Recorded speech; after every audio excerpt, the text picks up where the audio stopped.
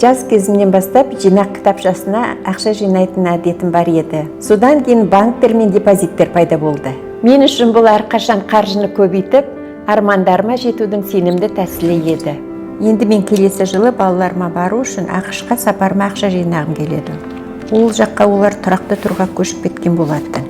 Көктемде Каспи KZ 18% жоғары мөлшерлемен жинақтаушы депозитті іске қосқанда, оны дереу аштым.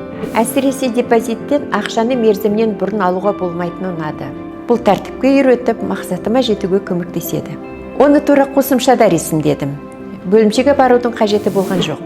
Жалақыны алғаннан кейін оны тура Каспи Голдымнан толтырып отырамын. Пайызы да тұрақты түрде есептеліп отырады. Мен көптеген жылдар бойы мына қағиданы ұстанамын. Кез келген кірістен кем дегенде 20% жинаймын. Мүмкіндік болса көбірек саламын. Бұл қарапайым тәсіл арманыма нық сеніммен жетуге көмектеседі. Каспи KZ қосымшасында жинақ ақшаның қалай көбейіп жатқанын көріп отырамын.